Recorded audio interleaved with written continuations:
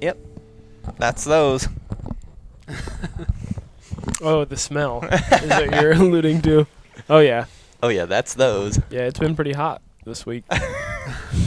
Yeah, seriously. So, Brian's got one cell camera. And for the last couple seasons, he's kind of been basing his entire strategy of not going on the fact of there's not been a good one on the camera.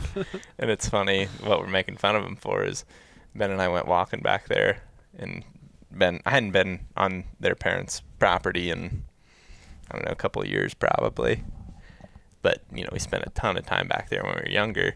And we see 3 nice bucks in a bachelor group in the back corner. And when I told Brian about it, he goes, "Really? They haven't been on the camera." The one single Which camera. is funny because these guys have been telling me that he says that a lot, and it's just funny to experience it myself. Oh, so, yeah. Brian. That's a topic in itself. Yeah. Talking about how cameras Change the way you hunt. affect you mentally on your decisions to go hunt or not.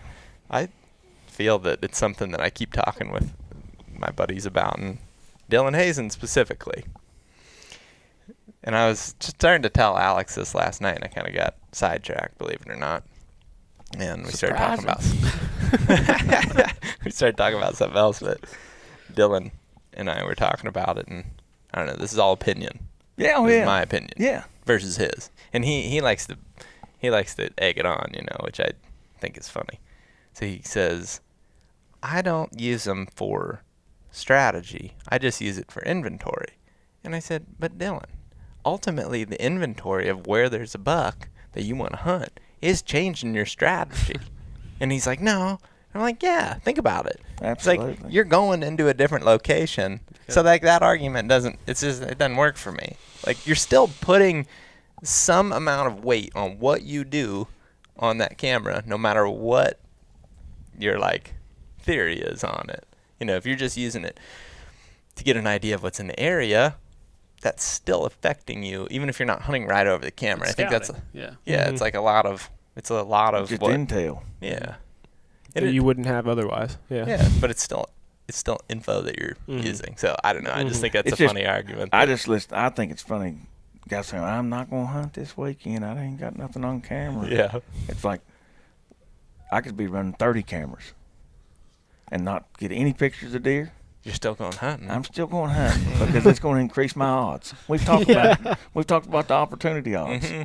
Mm-hmm.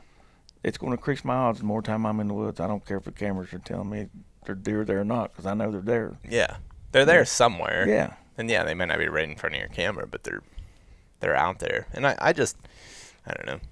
I feel that personally, my thing with trail cameras is they're not helping me reach my goal of becoming a better woodsman.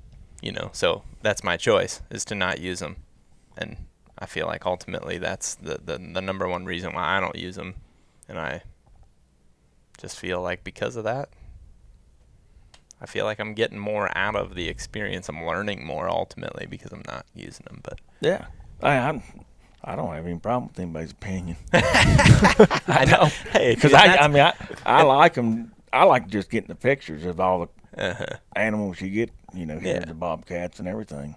Well, and the hogs and that's what we like about you. We were talking with Ben's girlfriend last night. She's like, "So what are you guys doing?" I'm like, "Hanging out, man." And she's like, "So who is this guy?" He's like, "Well, there's a lot to say about him, but at the end of the day, he's just a good dude. He'll get along with anybody, and that's what's awesome about it, because you ain't gonna care too much about anybody's opinion. That's cool." Yeah, I got my own house to worry about. What? So I guess talking on mistakes, I feel like, is what we were talking about, and ultimately that comes with a lot of good stories, and I just always like hearing stories, telling stories, sharing stories of just things that happen, but learning from mistakes, I feel, is just a good topic to talk about. And I know that you've hardly ever made a single mistake, and you guys as well, but yeah, that's why we're all here, actually. Yeah, we've never made a single mistake. Yeah. I make mistakes every time I go out. Oh yeah. But I learn from them. That's what you have to a lot of people will get mental blocks and they'll go all to hell and quit hunting for that day or whatever. And it's easy in the moment, I feel like, to get pissed off and throw a little mini fit, but you got to reel that back in. And, you know, when I look back on, like, the last couple of years, I feel that while there's been some highlights in the seasons, there's also been some mistakes that, you know, cost big time. And, I mean, I feel like I've been on a little bit of a run like that, and I just value them now, but in the moment they can be frustrating. But it's like every time you make those mistakes and get that experience under your belt, you learn. Actually, I was thinking a bit ago, you were telling that story where you didn't range. Yeah. Here's one for you guys. Here's just a stupid mistake, and everybody take something away from this one. So we were out there hog hunting in Texas This couple trip? couple weeks ago or whatever. And we get down to the spot, and I'm helping Thomas, who's Troy's son, get set up with the camera and on the tripod and everything. And we're kind of talking about, you know, the setup and if we got enough cover, and I'm worried about all these other things. I set up, and I never range the feeder. Like what a dumbass. Like, why would you not range the spot that they're for sure coming to? I've got my rangefinder right here. All it takes is that one time, you know, and I got it. Well, in the past when I've hunted there, everything's like 20, or generally speaking, like a lot of times you'll range it and it's like 17, 14, whatever. You're getting really close shots. So I think while I knew I should range it, I just let it slip my mind, got caught up in all the other things, and the hog showed up pretty quick. Still never ranged him. Never even considered it a single time. And I'm worried about getting cameras on and all these other things, and hog gets up there. I heard something. We can pause. Make sure there's not an intruder. Hey man, ain't no rules. There's no rules in this, believe it or not. Keith and I have the complete control, and we say no rules. Okay. So 17, 20 yards. Yeah, well, hog shows up, and I'm not ready because I haven't ranged it, and my cameras are all off, so I'm like trying to click on GoPros and all that shit, and I'm like, well,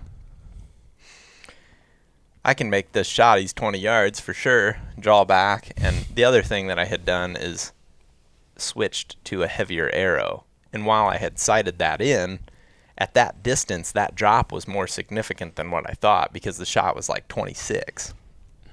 So from when I shot him at 20, and he was actually 26, I shot low and I aimed low, which is what you're supposed to do with those hogs, especially. Because they're real like skittish. They duck in their vitals are more forward and low than a deer as well. Like their lungs just don't go way up into the center of the body as much as whitetails, or even more, you know, extreme like an elk. It has a lot of lung there.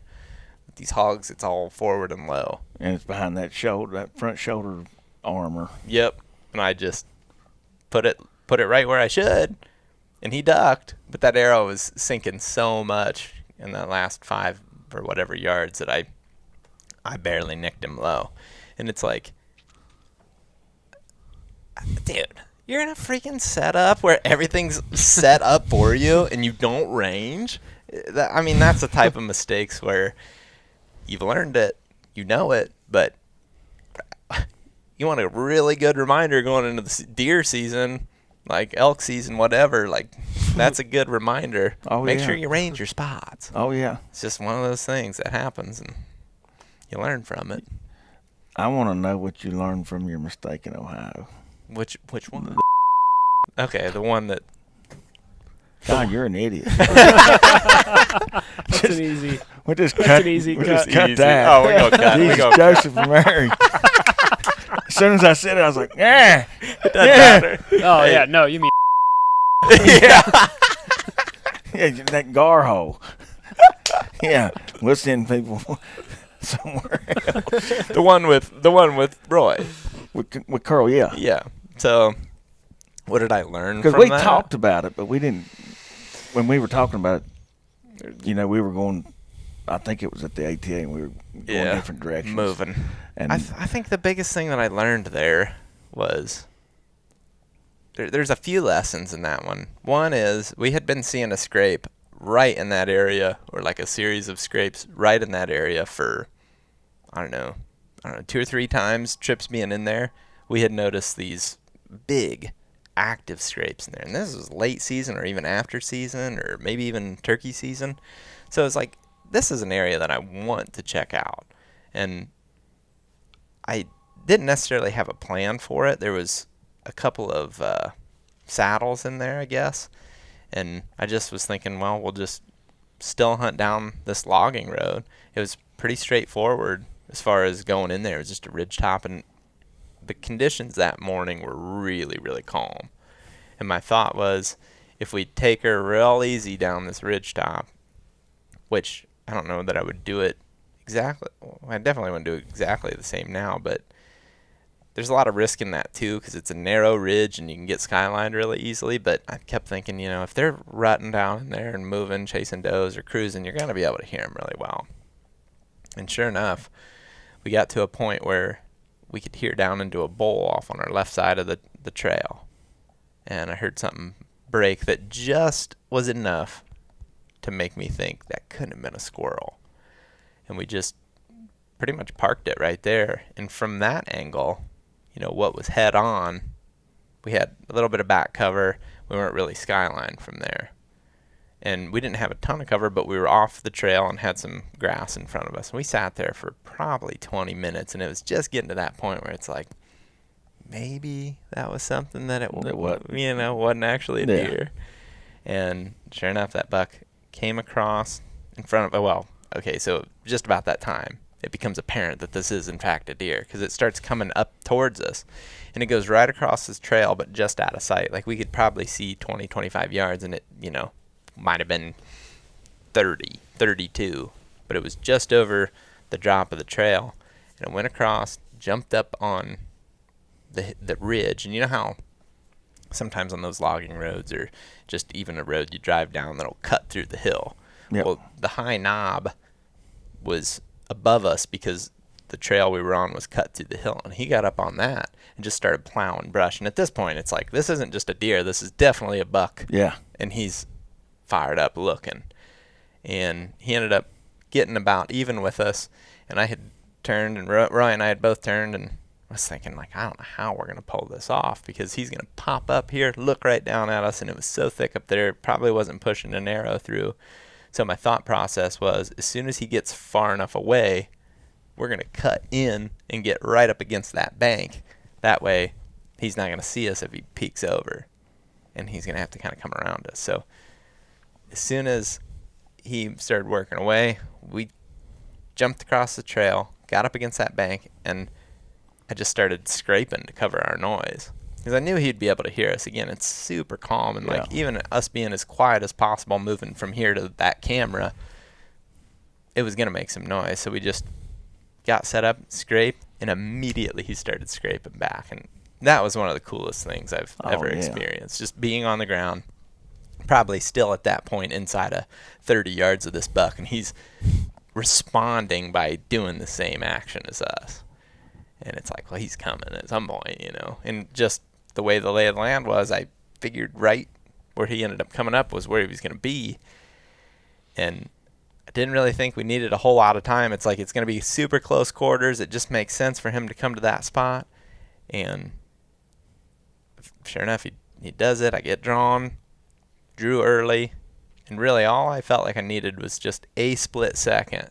And he gave that to me. The problem was there was a log that was, right about where you want your pin to be. And I was afraid that if I shot, that I would skip it off that log, and I just hesitated. And I mean, if you watch that video, he doesn't give us but 1 second, but that's when I was going to pull it. And I just hesitated, and it was obviously way too late then. But that log was in the way now. What I would change, and I think, just having a little bit more confidence in general of like, I think I have this confidence with turkeys, but I don't think I have it with deer as much. And something that we've talked about, especially in turkey hunting and elk hunting, is don't be afraid to move backwards. That's right. Like, we talked about potentially could have moved back to the other side of the trail, and maybe that would have given us an angle, but we could have also just moved backwards and got a little bit lower to where our bow, was just in camera. We're just over that rise, and he might have stepped out a little bit further, but I think from his angle, he just skylined us just enough, and we didn't have any front cover or back cover. And I think we were just basically blobs on the trail, and it's just like, I don't like it, gone. And you were too close almost. Too close. Yeah, I mean. Yeah. Because he was probably, 15 when he came out? Oh, he was 8. 8? Yeah, he was like 8. No joke. He was right there. I mean, I'm talking, and it's hard to tell from the video because it's different. The video is always slightly different than what it really looks like in real life. But it's like from here to that wall, man, like, you don't have much thought in shooting a deer. Like, I was planning on shooting him on the walk, but that log was always just right there. So when he does give us that, like, head turn, it's like, that's when your arrow goes, except for I just hesitated because I was not sure that I could get it through there. So a couple things learned. A, trust your hearing. Use calm conditions to your advantage and walk on areas that are quiet. The other thing is don't be afraid to make a move and make a call. Make calls just like you do with turkey scratching. If you're moving, turkey hunting, a lot of times you're scratching to cover it. Same thing with the deer, except we were making a scrape sound, which I try to mimic as much as, or as accurately as possible. And then I think the last thing is just like, make sure you just have enough cover, which is, it's a mistake I'll make again, is not having enough cover, but still trying to think of different options in the heat of the moment, not getting so timid. I think it was like, oh, he's so close, I can't do anything, and we probably could have got away with more because it was also on that trail where we could be pretty quiet. He was gonna hear it, but I don't think it would have alarmed him necessarily. So we might have been able to drop back because the cut was protecting you. Yep. From what I saw in the video. Yeah. Oh, it was, and if you could just drop back a little bit, like I said, and be lower to where just your bow and your head are poking up over that rise, and maybe it makes your shot 20 yards. I think it makes him a little less afraid of you. You could have got 2 or 3 extra seconds. Yeah, for sure, which is all you really need. Or 2 more steps, and he clears that log completely. And he's in the road with you, right? Yeah, and then just doink. Probably, and in that situation, still aiming on that lower half of him if you get back to 20 yards, because he's probably going to look at you, and as soon as he sees that or hears that arrow, he's probably getting out of there. So, I mean, those are just a few little things, and that's one that you probably have to make that decision pretty freaking quick too. To shoot? To make that move back. Oh, yeah. Because, like, there's a point in your mind where you're like, he could come right over. Oh, yeah. And then that, from there to when he actually steps out, like 8 seconds. But you better bank, shuffle back. Yeah. Quick. Well, and I think we could have even done the scrape, and as soon as he started responding, he wouldn't have been able to hear over his own noise, so we probably could have just shuffled back then. Yeah. But I don't know. It's so hard to go back. Especially in the moment. Yeah. Because you did, I mean, he did exactly what you wanted to. Oh, yeah, and like you holding still worked. It's just. He like watching the video, I mean, I thought you had lots of patience. Yeah. Me, I would have tried to go up and over the bank. Oh, right up to him. I mean, just I in the video, I was like, man.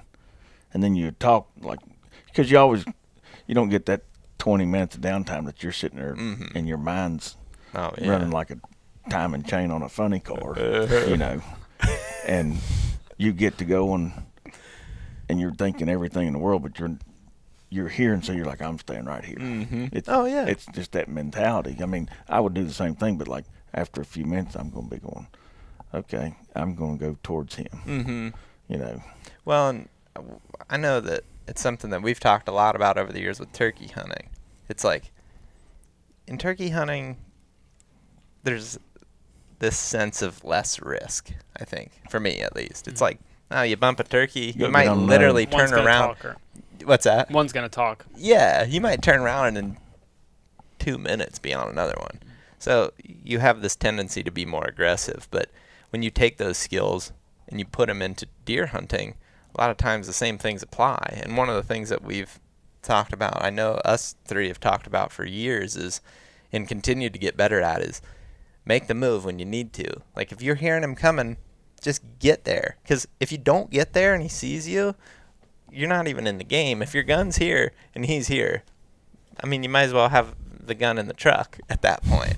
So it's like just make the move and be confident that you're going to do it. And I think obviously you want to be quiet and everything, but in that situation, it's very similar, where had he started responding and scraping and we were like, okay, we got 30 seconds in the grand scheme of life in the hunting world, that's quite a while. Hell yeah. 30 seconds, it doesn't take you but 8 to get 10 yards back and tuck into the cover, and we could have done that. But yeah, because we couldn't. I don't think there's really a situation, or I haven't really considered a situation in which we moved up. The only thing that we could have done was moved over and got in the taller grass and just had somewhat of a haze between us and him with the grass, or just moved backwards. And I think one thing that benefits you moving backwards is like you're calling as you move too. Yeah. When they're that close, like they're gonna hear you walk, Yeah. at least something rustle, and it keeps them moving in that direction. Whereas you can collide pretty quick doing that shit. I mean, that's definitely one thing that I've done more in the last 2 or 3 years is not worry about moving. mm-hmm. As long as they can't see you. As long as I can't see you. If they can't see you, and you're not going through there like a bulldozer, I mean, they're not going. They're going to be alert because they hear something, but they're not going to just take off unless they wind you or see you. And turkeys and deer, I've made, after watching you all and Dave and those guys move on turkeys, I mean, it's helped my turkey hunting exponentially because it doesn't matter if the turkey's 25 yards, I'm moving on him as long as he can't see me. Yeah. And then that noise, as long as you're not just like hitting everything, I mean, you're not going to bother him. And if you do, you go get another one that's gobbling. Right. You just keep on hunting and strike another one. And that's the beauty of And turkey. I know it's not the same with deer hunting because sometimes you're not going to go find that other buck, But I think at the same time, if you, at least this is my belief for my mistakes a lot of times, it's like if I'd have just been more aggressive and taken that moment, like I can do much easier with turkeys, to take a deep breath and think, okay, what's next? Which I do all the time with turkeys, but I don't always do it with deer. And it's just something that I'm hoping to continue to get better at, because I guess let's put it this way, you get paralyzed with deer hunting because you're afraid there's not going to be a next time, and that paralyzes you. And there's going to be a next time. And ultimately, as we all get more experience, I think we always realize a little bit more that, even with the big buck, if you start pounding, I mean, Ohio, the year prior, it was the same deal. We had a extreme mishap with the old rattle the buck in, and comes in, and, I've got my bow over here and my body's over here. Keith's laying down beautiful footage of the whole thing, and I'm, again, might as well have my bow in the truck. But we had that mistake, and then we turned around, I guess we took a day off, and then we went again, and the next day we hunted. We had another super close call, had a buck inside of 5 yards, and he just came in on a trail that we didn't really know existed. We totally expected him to come up and make a turn, and he kept coming this way, which appeared from our angle to be a wall of brush, but there was a trail through there, and we just misread the setup a little bit. And that's one that that one doesn't bother me as much. Maybe it bothers you as much. I think it was just like frustrating because it was like, man, if we would have gone 4 more steps and seen that like there's a blatant trail there, we could have had both of them covered and had the same setup where we set up. And because like we heard him huge buck roar, and like the thing just came crashing through to where it's like, here he comes, and he's like, he's gonna come in front of us, and then cuts beside us, and it was like, that was a heartbreaker on the last day too. But it's also a good reminder of there was a next time, right? Like there was another experience where you see a big buck, and it's hard to remember that, but It's just so much easier when a turkey gobbles. yeah, You don't have to. You could just pop over the next ridge, and you hear one in the No, it distance. is. I and you're mean, in it is easier. I mean, I make mistakes of being too aggressive and bumping them. And So, yeah, tell me some examples of that, because on the other hand, one thing that I've said now for like 2-3 years in a row is like I want to get back to being more aggressive, especially when looking for big bucks. Like when I'm looking for big bucks, it seems like you and I, especially Keith, have had our best luck, and Ben, have had our best luck when we're just like covering ground. And when I mean aggressive, I don't necessarily mean like in the act of hunting them. Like, definitely like to be as aggressive as possible, but when finding one, I like moving. And I always do better, even if you bump one to find him, than if you're like tiptoeing around thinking, oh, we're in a really good spot, let's tiptoe around. It's like, no, we got to go aggressive till we find the good spot. Then back off, or but then I guess I want to hear your examples of being too aggressive. well, I mean, it's the same case. If I'm covering ground and I bump one, like if that deer doesn't tell me like he's just bumping because he heard something and maybe saw some breaks or something, like I'm probably going to stay on that deer and try to stay with him. Yeah. I mean, I've bumped deer and watched them run out of my eyesight at 300 or 400 or 500 yards and just say, okay, let's give it a few minutes. Let him get up and over or something. Let him chill, get his heart rate down, and we're gonna go around here and look for him again, and bam. Didn't that one you stalked a couple years ago, maybe 2 years ago? Wasn't that a situation like that, or? I was on that deer about 6 hours. Yeah, tell that full story. Had been glassing all morning, and was looking at a couple deer, deciding whether we should go after them with the wind and the terrain where they were at. And I was like, all right, I'm gonna make a move, and we'll go ahead and try it. Well, as I'm driving from a glassing knob that we have all the way around, I spotted does coming off the hill, and I was probably 600-700 yards from them, and started glassing. And then all of a sudden, the buck came across the road, and I was like, "Oh, we're gonna go after this deer." It kind of changed. I said, "We can work with him," and so when he comes across the road, there's like this bowl, and it's 10-12 acres. This bowl is, and it's got some saplings, 3-4 inch trees, old reclaim. And so we get up, we stop right there. I said, I'm not going to go any closer. We're just going on foot. And we got up there and we got to the berm and started looking, and him and 2 or 3 other bucks are running these does in this bowl. And I mean, it's a pretty active morning, but it's like maybe 9 o'clock. He runs up and over the other side of the bowl, which drops into another bowl and then goes up, and it's just big forest gall thicket. And so I'm running around. Well, as I'm running around, that deer comes back out of that bowl. And I'm like, there he is. And Jake's like, where? And I was like, he's right in front of us, like 50 yards, just bearing down on us. I said, he's looking dead at us. Well, the rut, he starts chasing. We dive back off. We go, get covered with terrain. So you're basically on the opposite hillside. I'm on like a dike, and these 2 bowls run off. So I got like this, like a point, and I'm going back and forth on it, and we lose sight of him out on the end, and he's 200-300 yards where we lose sight. And I was like, he's in those trees with that doe. And Jake was like, well, let's just stay right here.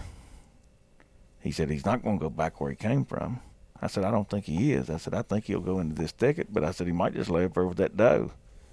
And I said, we're going to go up there and see. And so we took our time and got up the hill and got up on top.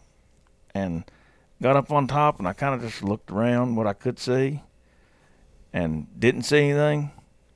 Took 1 step, and the doe and him jumped up 30 yards from me. So I just took off running at him.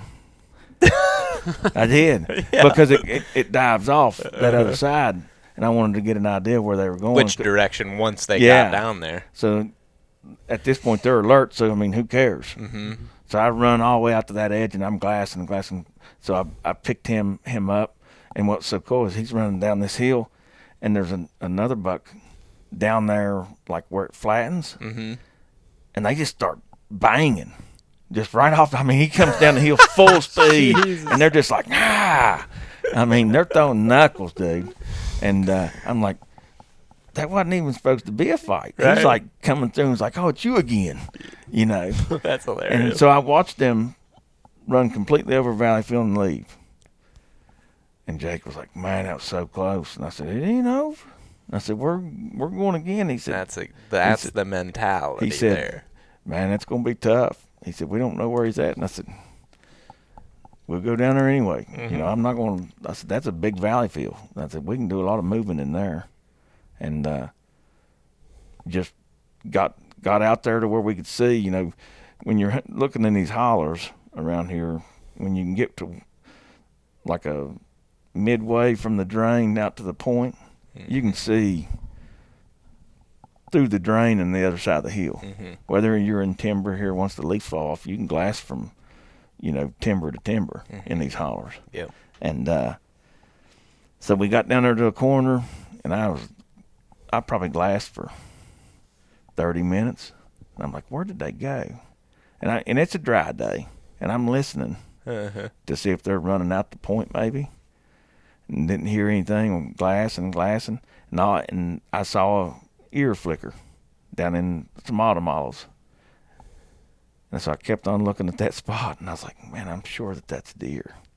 And then the doe stood up. All she did was stood up, turned, and laid right back down in her bed like she was just adjusting. Mm-hmm.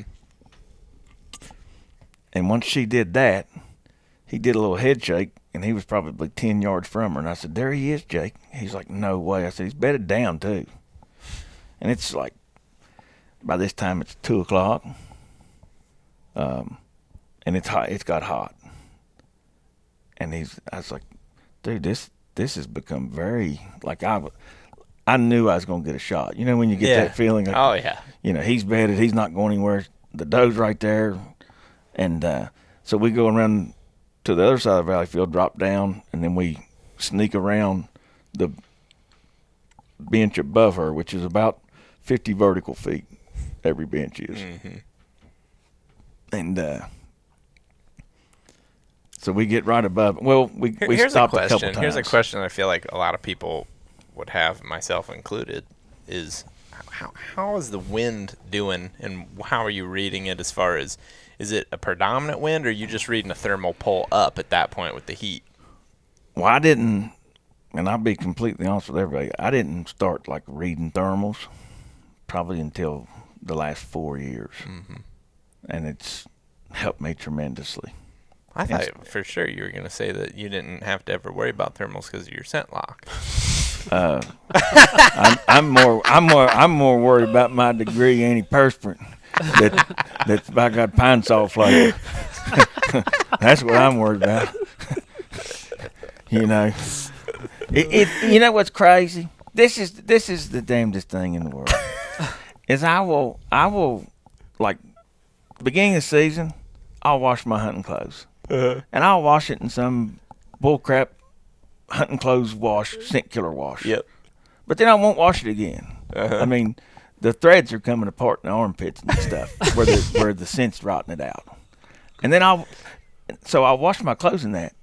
But then I'll go get up in the morning and I just grab my degree and slap her on. It's like, what do you do that for, Josh? Why? Okay, so that's my biggest worry. Or it might even be the diesel or gasoline pump. You know, I'll stand pump gas, and I mean, in my hunting boots, I will. Yeah, it's like, but I don't. If people would really truly read the wind and the thermals, like you don't need it. No. And if you learn them, you're going to see where the deer travel to because they're using them. Absolutely. I mean, their whole movement patterns a lot of times are just based off within the day, or when the big 8 point that I was hunting there. He taught me more about thermals and where he traveled than any deer or any hunt I've been on. Well, But finish this story and then tell that. So, we stopped and looked at deer. You know, halfway out there, we crawl out there and look. He's still comfortable. You know, How far are you at this point? 200. Okay. Yeah. So then we go ahead and make a rush, and then I get dead over top of him, or the best between the autumn olives to where I can see him. Mm-hmm. And I'm glassing, and I just tell Jake, hey, this is our stand. This is where we can't get any closer. It's 49 yards. Already ranged him. Wasn't gonna make that mistake again. So I ranged him. He was 49 yards downhill, and so you know I shoot a one pin. So I adjusted, put it dead on 50, and 20 minutes later he stands up, and so I'm using the autumn olive bush, and he's using the autumn olive bush for his cover. So he stands up, and like I pulled back, and he stands up and turns, and he's looking dead over the holler. And I'm like, I let it down immediately because I figured he'd be in a statue for a minute, but he wasn't. He turned right back broadside, and I pulled back. Well, then he starts walking towards that doe like he's going to get her up. So I'm walking with him, and then he stops, and obviously I released, and I mean as soon as it hit, like I melted. I mean I knew that. And then when he ran into that sycamore tree, and that tree went, I said, he's dead. Oh yeah. And then you know we saw him crash, and you know I get super stoked, but it was that hunt there, that was one of the more successful, like bumping a deer and staying with him, bumping and staying with him. And what was that even? I don't know. Remote. But like like we were legitimately on that deer for almost 6 hours, and when you're staying with the deer that long, I mean, but we kept on, and that it worked out that time. Mm-hmm. I bumped a lot that didn't work out and tried to get back on them and see them again, but then, you know, maybe you didn't let them rest enough, and so they're still on kind of alert. But that was one of the times that it did work out. I think the biggest thing, though, too, is that you've done it, so therefore you have the confidence that it can work. And I think on top of that is you just stick with it. And even those times where 30 minutes goes by and you haven't seen him, instead of getting pissed off and walking back, you just are like, the hell, we'll sit here all day if it takes that. That's right. Sit there and keep looking.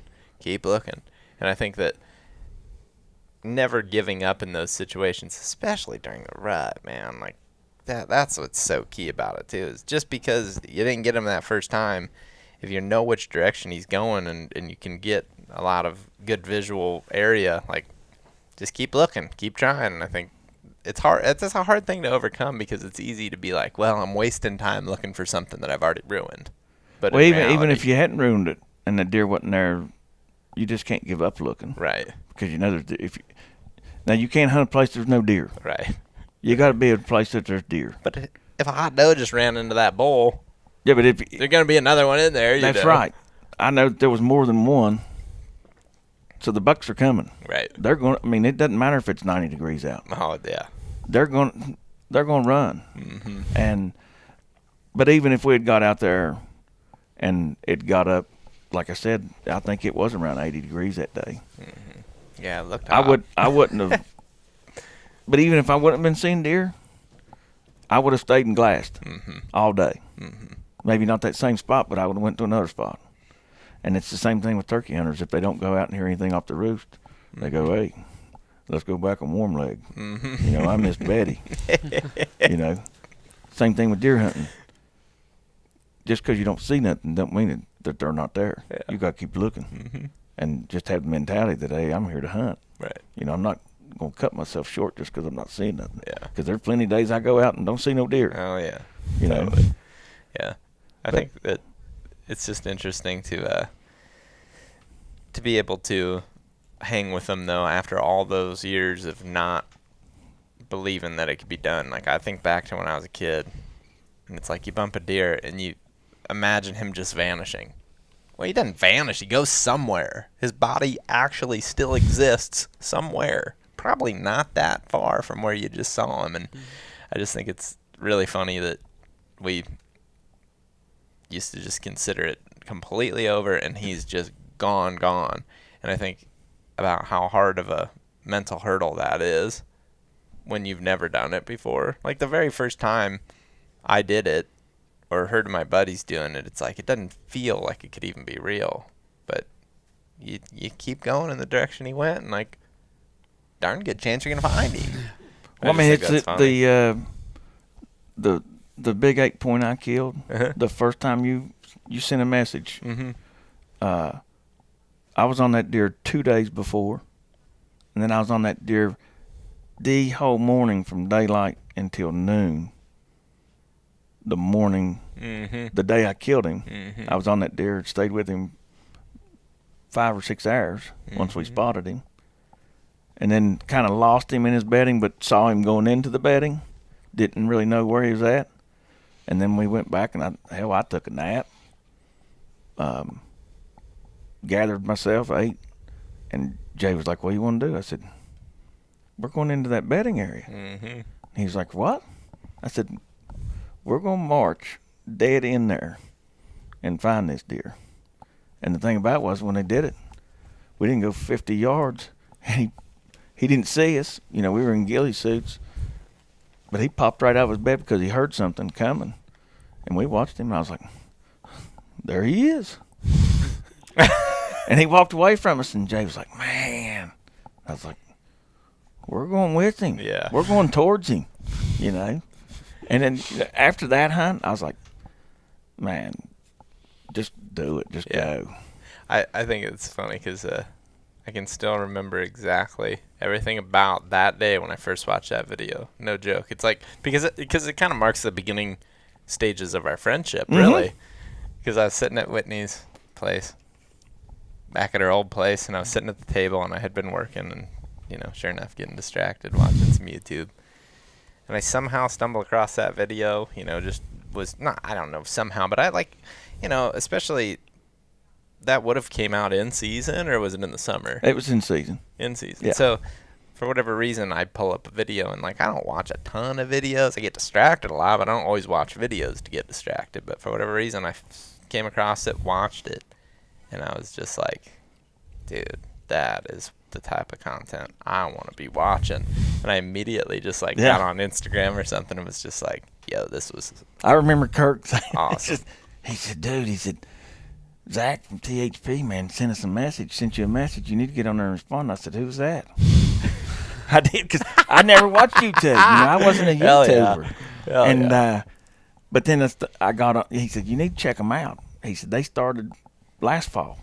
And I was like, okay. And then, you know, and then you sent that message. I'd send it back, and I think we'd talked maybe after season. Yeah. And saw each other at ATA. Yep. So, been going since 5 years. Yeah. Dude, it's just awesome when, I feel like it's awesome when you can watch the same style that you like and watch other people's take on it, because you can always pull something from that. And one thing that you mentioned that I was curious about is listening, because I feel like as I hunt deer on the ground more, I'm incorporating the strategy of listening. And I know that like sounds so goofy, and I think for somebody that hunts in a setup a lot, whether that's a ground setup or a tree setup, like there's a certain point of like how important really is listening if you can get a visual, especially if you will have the safety of being in a really good setup or in a tree. Like listening isn't as important. Yeah, it can help you get ready, but like when you're on the ground, you're in this spectrum. Yeah. Or this spectrum if you're up high. Mm-hmm. You know, you're going to probably see before you hear. Right. Or a lot of times it's going to be. Hey, I hear them running over here. They're coming our way. Mm-hmm. They're definitely coming. Yep. You know. But I just, man, I have got so much better at being in tune, or I feel that I've gotten better at being in tune, and just those subtle little sounds, man. You know, deer are really good at being really quiet, and there's a lot of times where they're as quiet as a bird, you know, flapping around in the brush. But they're like little cues that you can pick up on. But on the other hand, in some situations, like some of the bigger timber hunts that we've been on, and obviously in West Virginia there's tons of it, those really dry 80-degree days in November where the leaf matter's like this tall, it's like the world's exploding. And it's like, that's such a good cue. Do you have any good examples of like how that's tipped you off to make moves, or like just even if you don't get a visual? You don't need a visual. Yeah. In November. Especially, I mean, like, noise here just rattles, where it's steep and short. You know, Like tight. Yeah, tight, like from point to point, from holler to holler, you know, through the drains. Or, so, I mean, I've heard deer running and just gone over the hill, and you might not see them, but most of the time, if they're running in November, they're going to come back through the area that you've heard them run in. Especially if it's middle of the day, Yeah. right? So we jumped right over the hill and gone down the mountain and said, okay, let's sit here for an hour. And most of the time, that deer will come back through, or there's going to be other bucks that just are cross-checking that and hit that track, and they're coming too because that doe's hot. So you're going, there's a real good chance of a sighting. And it, like noise here, I love it because it, even with turkeys, you can just hear them. They're just dragging through there, and you can hear them all the way across the holler. Oh yeah, Deer especially too. especially Oh, deer yeah. when they're chasing. When they're deer chasing or deer fighting, like fights, I've not seen a lot of fights. You've heard like, them. Oh, gangbusters, man.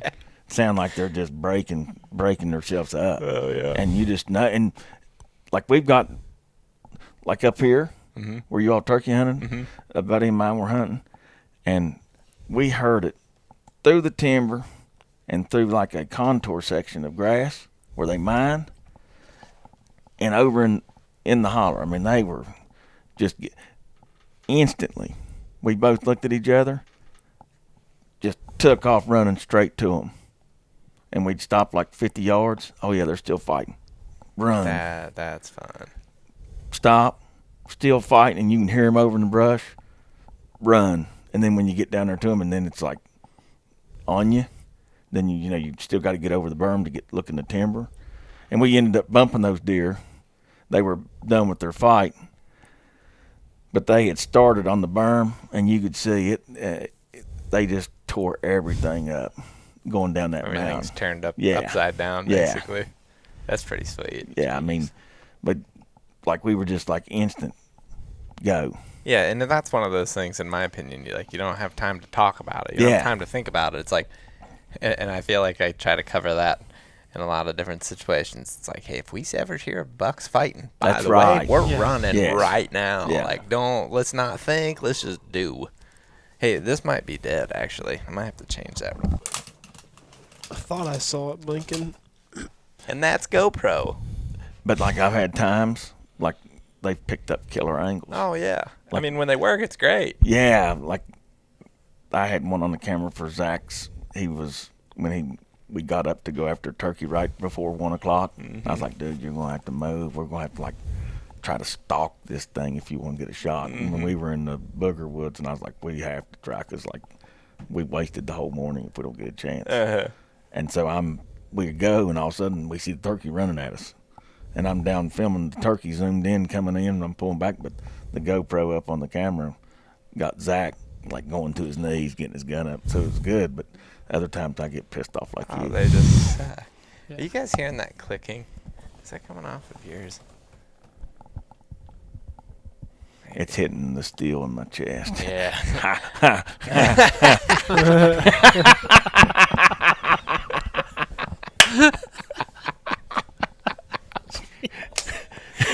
Not really. Oh, that's great. That's right. Yeah. Yeah, dude, it's just hitting this steel on my chest. Yeah, Zach starts laughing. I'm like, yeah.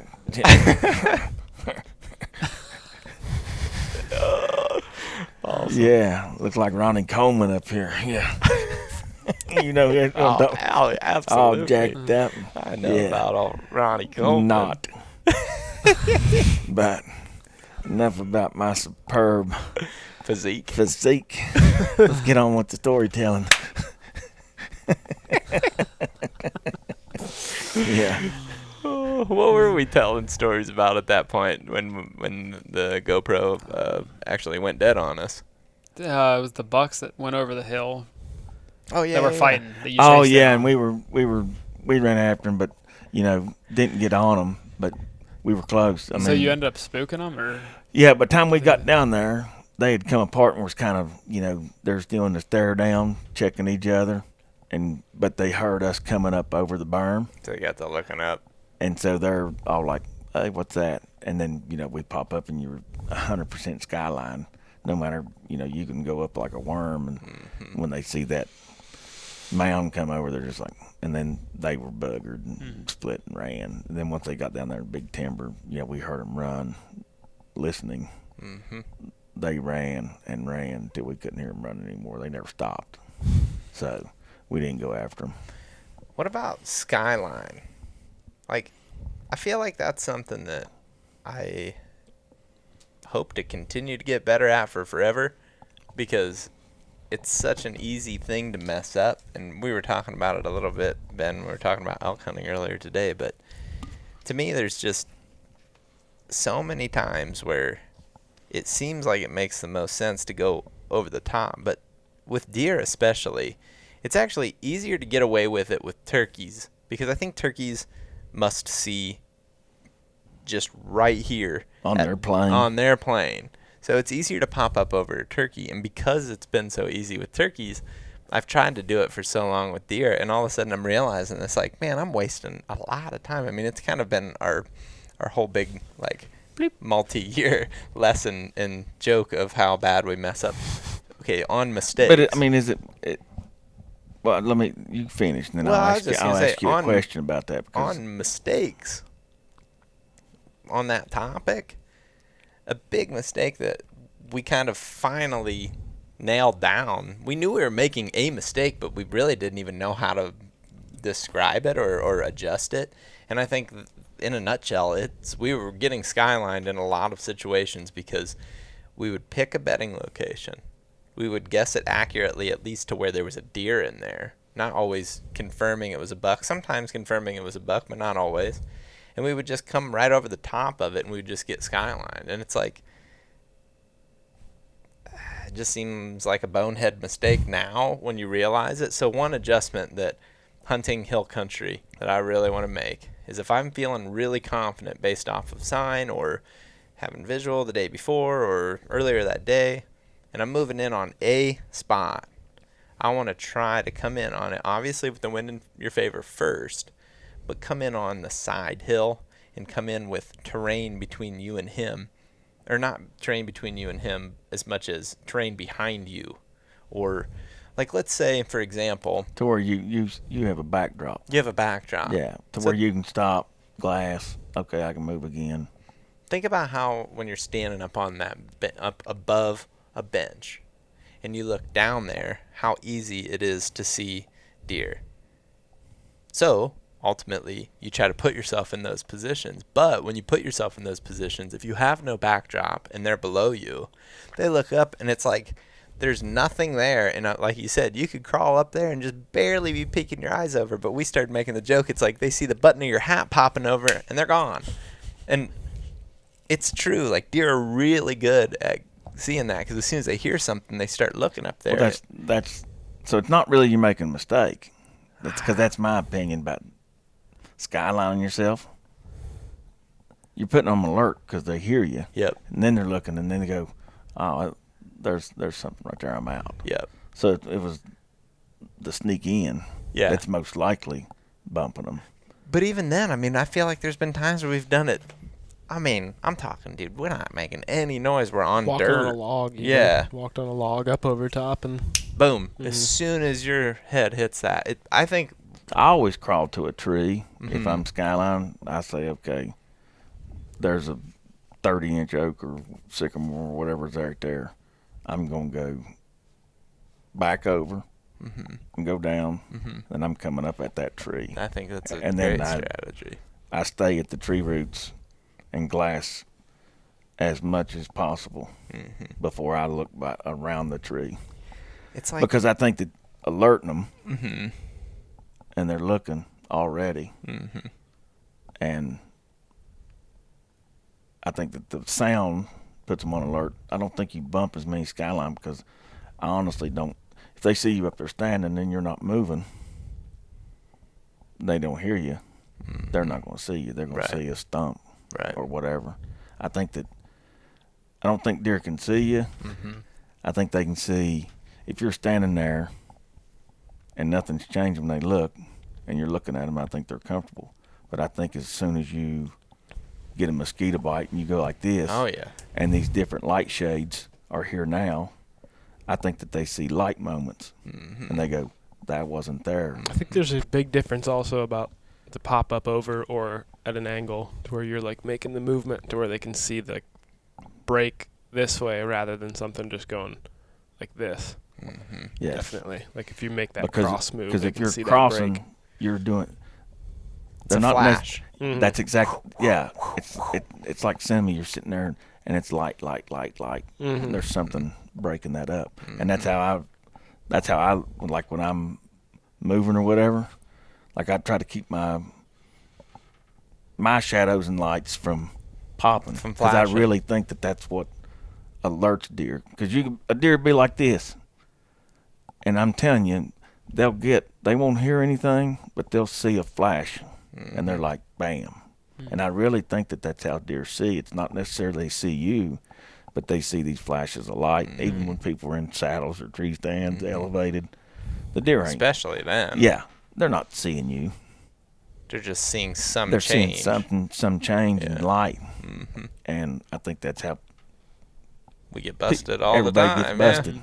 I don't think it's necessarily, oh yeah, that deer saw me and took off running. Well, dude, you were 80 yards from him. Here, this plays into the light thing Yeah. because I view this as similar to getting skyline, but it's almost like getting that flash, that light change. It's very similar. So picture this setting, because I've been picturing this a lot as I've been walking around their parents' place.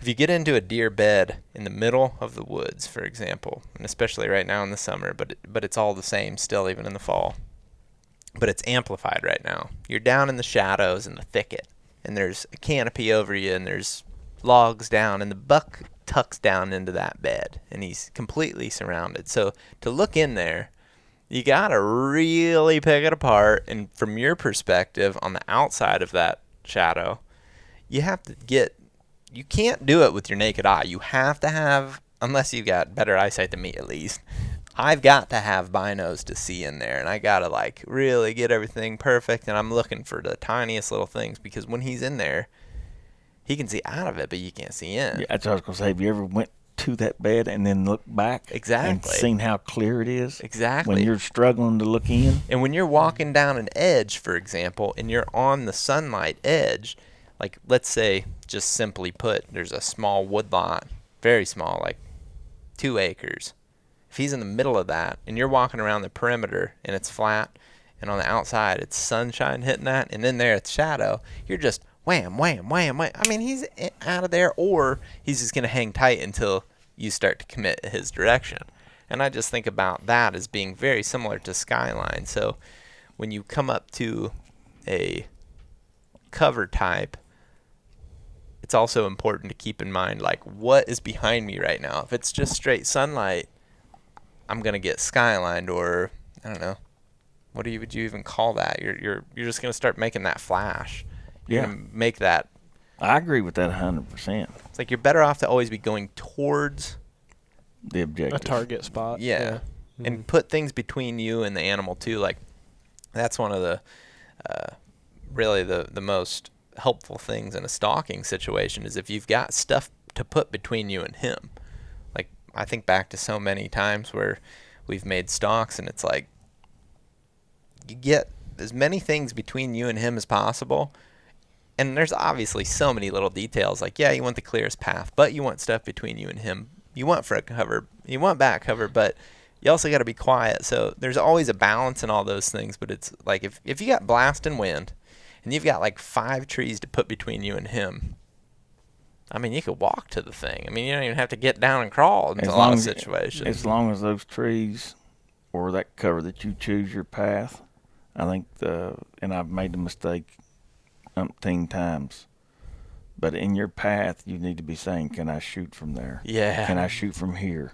Can I shoot from here? Yeah. Because you might say, oh, that bush right there, I can go out there, and hell, I can use the bathroom on this stalk. Yeah. Well, you might be able to go out there and have all the activity, work out, do some push-ups, whatever, and he ain't going to see you, but you ain't going to shoot him from there either. Yep. Mm-hmm. You know what I mean? Yep. So go to cover that you can shoot from, and then if you get to a point that you say, hey, I can probably shoot from there, if you have the time, you better wave your bow around up and down. And if you even have time, pull back just to make sure that you're going to the right cover to let you have an opportunity to shoot. Doesn't matter how close you get to him if you can't shoot. Mm-hmm. So I'm always looking for cover in my head that I can say, okay, if I go to that tree, yeah, I can shoot around that tree. Or if I go to that autumn olive, I need to go to this side of the autumn olive. Mm-hmm. Or what, it doesn't matter what it is. If you're in little spruces and firs, you just have to. Am I making sense? Oh yeah, I completely agree. It makes total sense. Don't put yourself in the thickest cover and not be able just to get a to have shot cover. in the moment. Yeah, but what Or lose sight of it. or too. lose sight of it. Yeah. That's the hardest thing. If you lose sight of one when you're on the ground with them, I mean, you're in for a doozy of getting your patience tested. Yeah. Yeah, Yeah, because you're just gonna go insane thinking, is he even there anymore? Yeah, and then the next thing you know, you take a step and bam, he's leaving your life. So I always want to go to cover that I can shoot from. made that mistake on hunting. Ben and I had it, mom and dad's place back at home. We were in the corn one year, and it was just like November 5th, windy, overcast day, just like walking through the Prime corn. time, Yeah. Ohio, November 5th. Beautiful day. Standing corn. Yeah.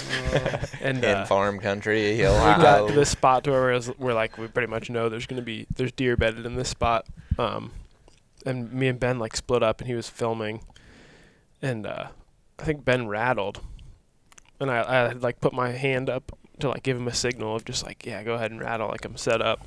And as soon as he's like starts doing it, and my hand's up, I see like 2 bucks coming out, like popping out on the field edge, and I like drop my hand down, and they go out in the corn, and they hear like the ruckus, and I grunted to them, and I can hear this one just like swing around and start coming right through the corn at me, just like breaking corn stalks, and comes to like 3 yards, and I'm drawn to the point to where, and I draw, lift up, and there's like this entire tree branch, and as I'm lifting to like where I need to get it to, it just like catches my stabilizer, and then the other branch is just like right in front of the arrow, and I'm just like, I can't even let the arrow go, or it like wouldn't even come out of the bow, and I'm sitting there with like a buck head on it, like here to the wall.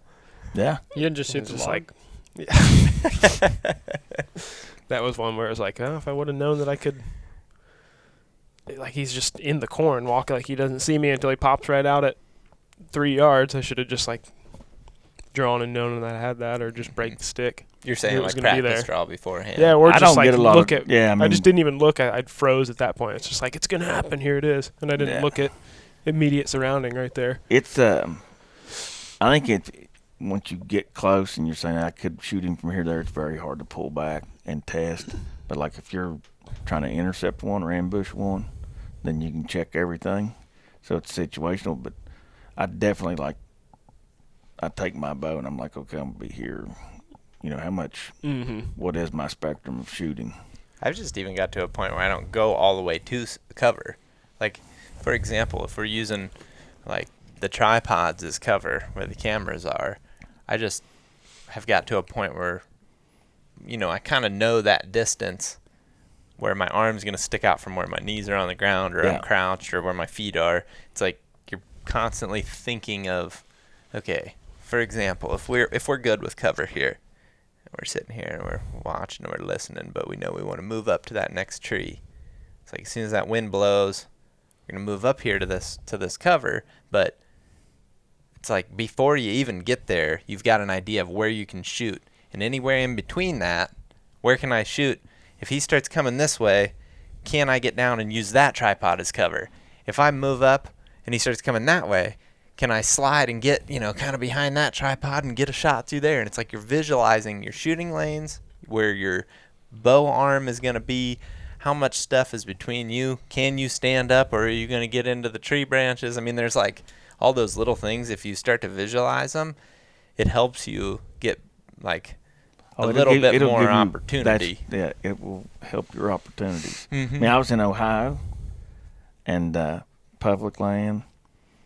Went in there, me and a buddy of mine, right off the bat, saw a big 10-point chasing does. We were 500-600 yards from him. Dropped off the hill, went around, got up there in the vicinity where he was at, and we saw him going up the ridge away from us. And so I was like, I'm going back and forth whether I should go more in the timber, because I was in this like CRP stuff, and like there was a woodlot with me that was maybe 30 by 50. I mean, there was hardly any wood, but we watched that deer go away, and he went up and over the ridge, and he was like, what do you want to do? And I was like, let's just give it a minute and just see before we go in there blowing him out. And well, then we hear him run back over the ridge, and then he go back, and they were running all along that hillside. And I told Nate, I said, why don't you rattle some down here in this timber and just see what'll happen? And he said, okay. So he stepped back maybe 10 foot down the hill. Man, he rattled, hard. And then he ran back up to get on the camera. And I said, that deer's coming off the hillside over there. I said, I think it's him. And I couldn't hardly see, but I'm sitting there glassing, and all of a sudden I get a glimpse of the horn. I was like, he's coming. And he's like 200 yards. Well, I go up and I get tight against this little Douglas fir. And I'm in it. And I was like, this is so killer. I'm so covered. I'm I'm left hand, so I got my body in the branches there on the end. All I saw was 30 yards across this little dike. It was grass, and then a bowl, and he's coming through. He's already dropped our level, and he's dropped into the bowl, and I can hear him walking. And, man, he just, and I see his horns. I said, there he is, Nate, there he is.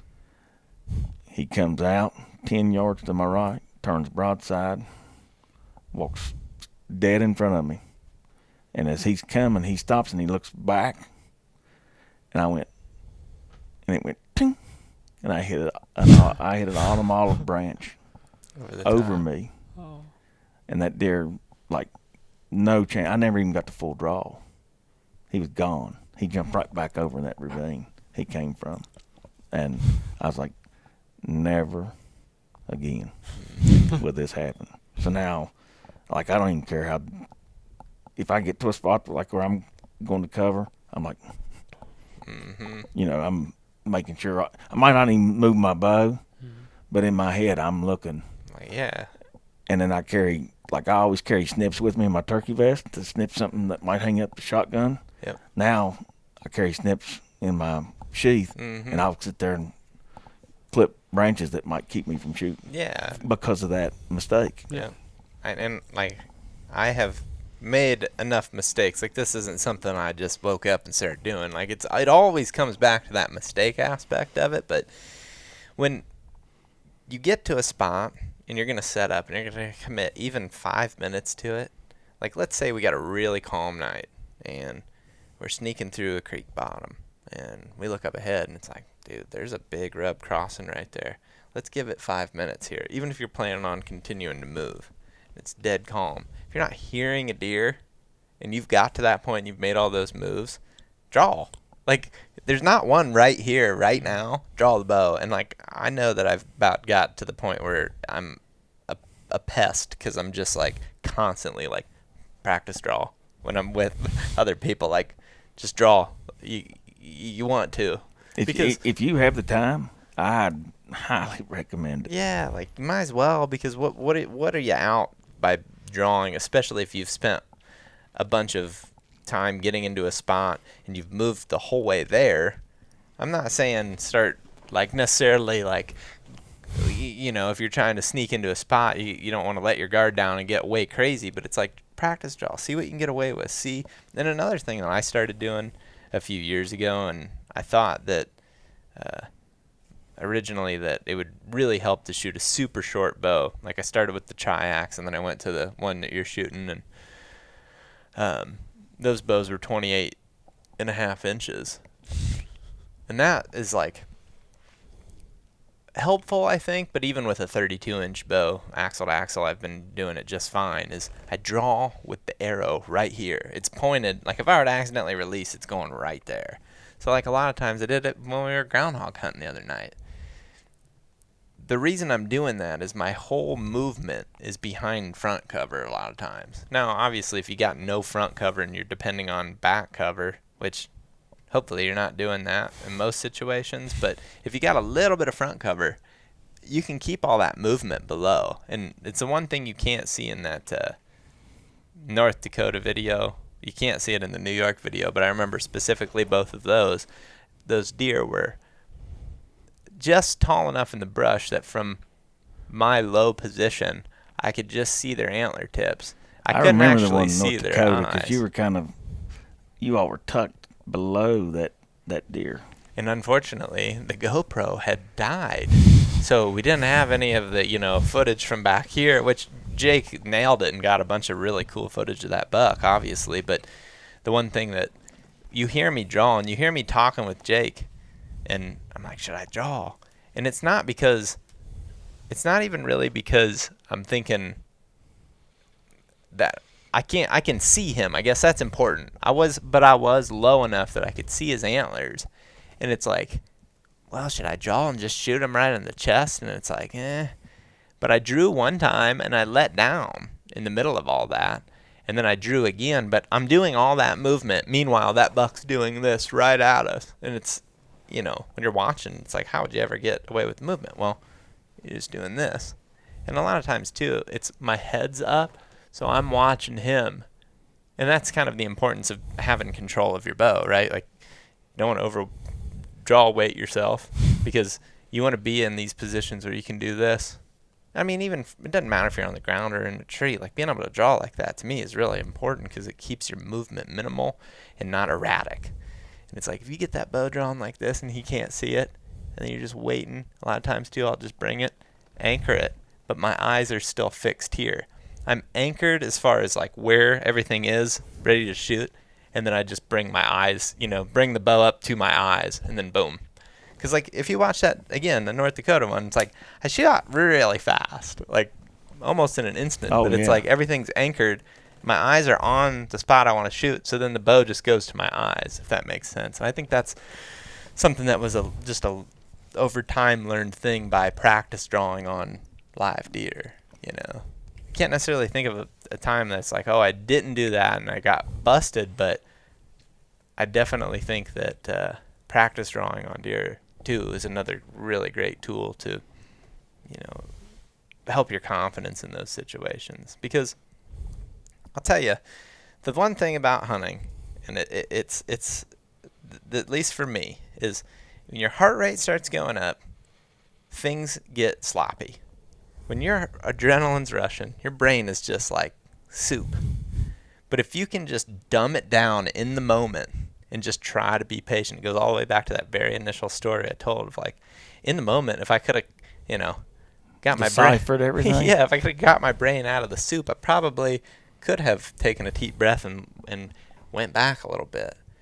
But it's like in the heat of the moment when the deer is doing stuff and it seems like it's all over, if you can keep that composure and dumb everything down, and you've done the things like practice draw, you've made sure that you have enough room between you and the cover, where arrow clearance is, things like that, you're able to there's not little things you got to think about in the moment. You just go and do it, I guess, if that makes sense. It's like it just becomes much more natural, because your brain's not necessarily going to be like, oh, I gotta really make sure that I get over this stuff, because you're just rattled, man. I mean, tell that story of you.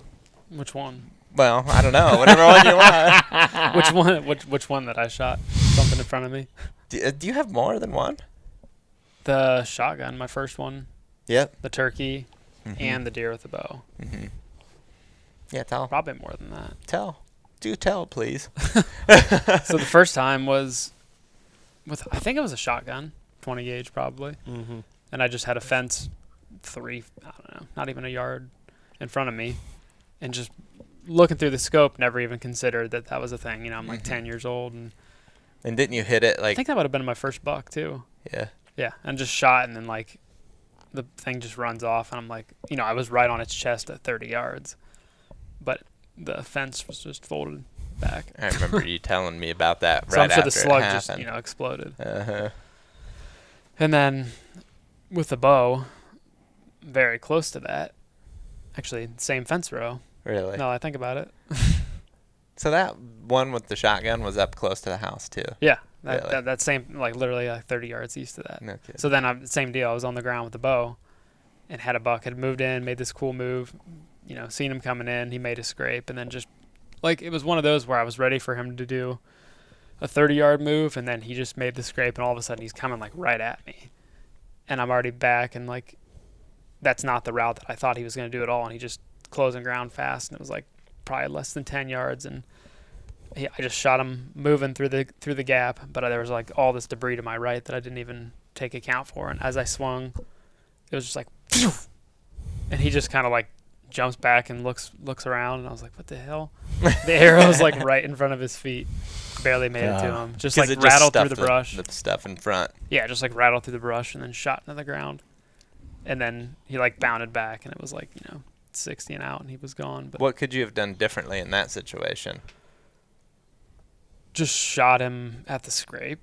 It was like I drew, and then he hit the scrape, and then he started coming at me. And then there's basically like was 2 trees, and I had to let him get through those. And by the time he did, he was already so close that I'd already swung a lot. I guess just rising up more too. Mm-hmm. Like as he went through those 2 trees, I should have just risen up and given myself a little clearance, but being conscious of the stuff in front of me would have been a good start. Yeah, yeah. When was that one? Probably like 2018. Yeah, I was 19. going to say, it was not I forgot that terribly you long shot ago. at that one. Well, maybe he didn't tell you. No, I feel like you, as you were saying it, I was That like, was wait, Keith, this that was was your big shooter, dude. Yeah. I was your like, yeah, buck. this was recently, wasn't it? I was trying to think of it. I forgot about that. It's always funny if everybody like listening. I feel like could I just call know. Zach Yeah, instantly. I'm just like, man, I freaked up on this one. dude.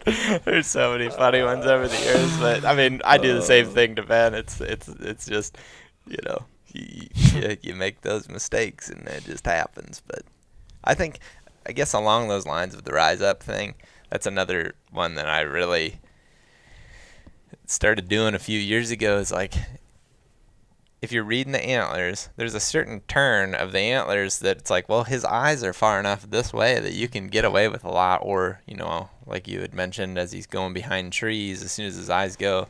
And I generally try to not be too erratic. But, like, actually, I did it with the elk as well. Mm-hmm. This past elk season, elk's coming in, and I drew. And I was staying, like, back against, like, if your body is, like, some small shrubby pines, I drew like this, and then once he went, and I could see him kind of get behind that tree, I just went and got fully upright, which I think also helps your form a little bit. Not to say that at 15, 20 yards or whatever you can't shoot leaning back or in an awkward position, but it's like, to me too, well, I mean, when you're going to shoot the best is when you're sitting up straight just like you're standing in the yard, which is probably 90% of everybody's shots are just like standing perfectly, you know, perfect form.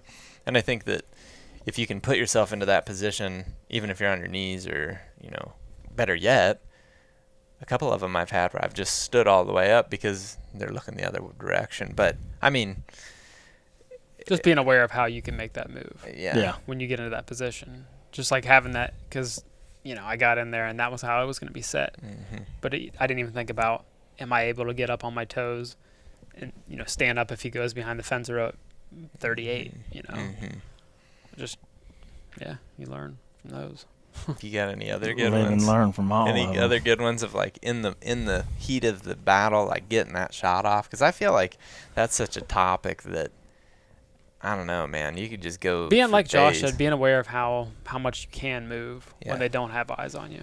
The one And not being like, that's, I guess, a lot of mistakes where I've just like slowly been moving, and then by the time they're there, I'm still just like, oh, instead of just being, Yeah, like with the turkey, goes put the head behind the tree. yeah, don't You mess move around. the gun. Yeah. And it's like same thing with the deer with the bow, but it's a hard thing to, because it's like, oh, he's kind of coming towards me and his eyes kind of facing me, and you're just like, because I definitely have got timid like that a lot. The one that we've deemed veteran, the one I shot, Ohio public land, Mm-hmm. beautiful broken off 3-point. Ben and I we were just creeping through some reclaim stuff and bumped some deer off to our right and just heard some crashing and stuff. Immediately just grunted and got on a trail. It was the only trail that went into this like insane thicket, just autumn olive and pine, like young pine stuff. And the wind was like good for us, so we just grunted, made a noise, and got to the only place they could come out. And it was just like immediately we could hear one circle back around and like footsteps just coming at us. And it was just like, I'm just gonna draw, because like that's the only trail the thing's gonna come in. And like he's probably already within 30 yards at the point you're drawing, but there's just so much stuff there that it was just like, oh, let's just get to our spot and like draw back, and then you start seeing feet, and you could just see body and enough antler for me to shoot on that one. That was a sweet. Mm-hmm. Right, Yeah, that was the right to the front. first frontal shot that I had taken on that one. They're Ben and deadly, ain't they? Yeah. Oh yeah. We could talk about frontal shots all Yeah. day. You get some attention. Mm-hmm. We could cut this one and start another one to start talking frontal shots. I'd love to. All right, perfect. All right, well, that was kind of a long-winded mistakes segment, but And storytelling. yeah, it was ultimately just a bunch of storytelling, and we're gonna have. That's the podcasting I like. Exactly. I like hearing them and telling them. I couldn't agree more. I think that we're going to try to record some more, and if you're watching this now, there's going to be more with Josh, and it may not be next week, it might not be right away, but there's going to be more with Josh. There's always going to be more with Josh, so thanks for watching, thanks for listening, and we'll see you another time. Now cut it and let's get to